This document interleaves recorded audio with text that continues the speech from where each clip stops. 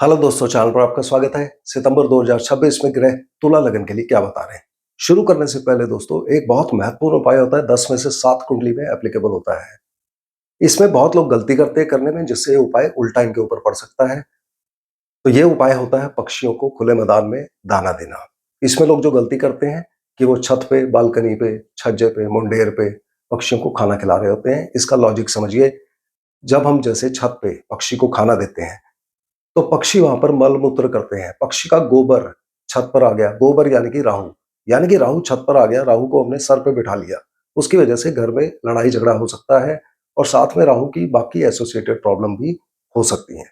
तो पक्षियों को दाना हमेशा खुले मैदान में ही दीजिए। तो गोचर को देखते हैं।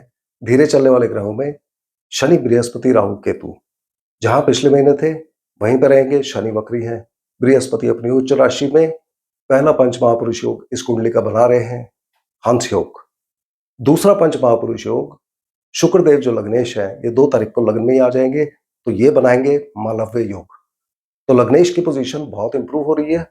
सूर्य और बुध 12वें भाव में चले जाएंगे। तो 12वें भाव में जाने के बाद इनका उपाय करना आवश्यक होगा।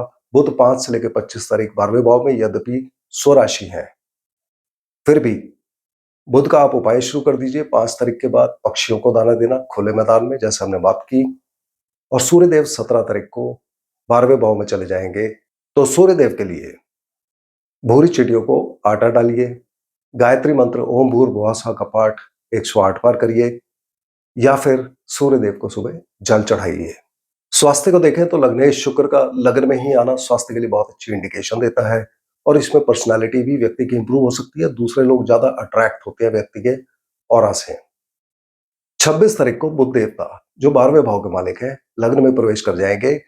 तो ये स्वास्थ्य में कमी करने की कोशिश करेंगे, दांतों की प्रॉब्लम इत्यादि दे सकते हैं। तो इनको आप पक्षियों को खाना खिलाना ये आप करते रहिए। और साथ में ये आपको फॉरेन सेटलमेंट भी दे सकते हैं 26 तारीख के बाद।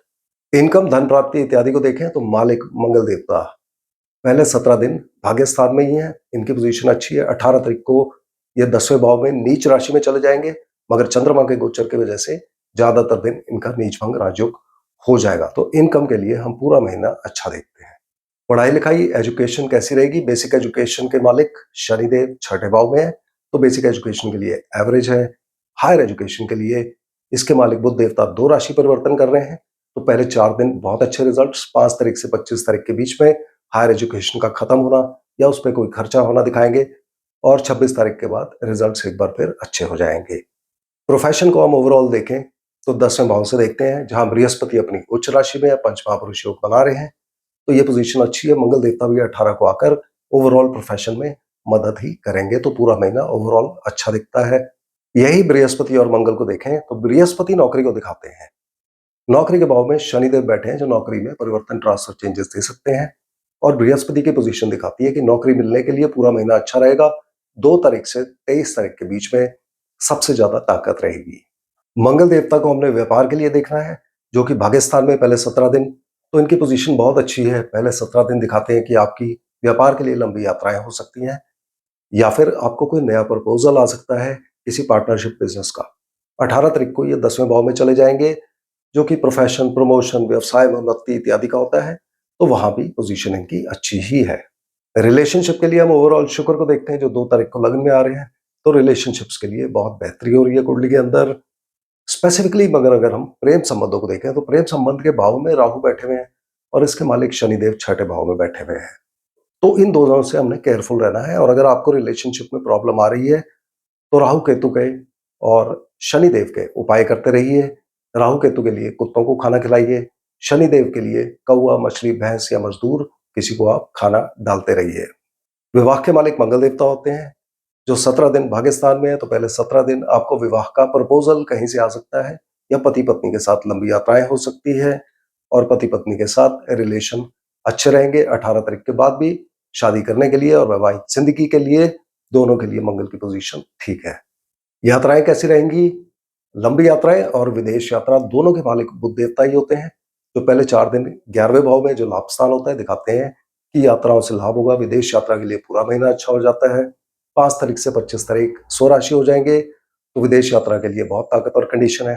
26 के बाद लगन में आ जाएंगे तो विदेश सेटलमेंट के चांसेस बढ़ जाते हैं।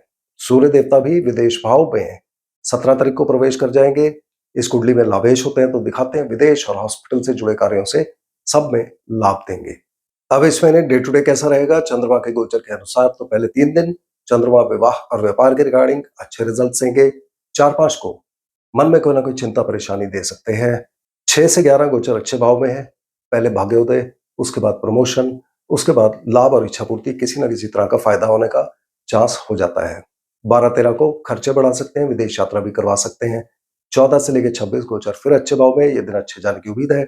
27-28 को नौकरी दिलवा सकते हैं, लोन दिलवा सकते हैं, सर्दी खांसी जुकाम की प्रॉब्लम भी दे सकते हैं। और आखिरी 2 दिन एक बार फिर विवाह और व्यापार के रिगार्डिंग अच्छे रिजल्ट्स देंगे। तो ये आपके लिए सितंबर का गोचर था। अगले वीडियो में हम फिर मिलते हैं, तब तक के लिए धन्यवाद।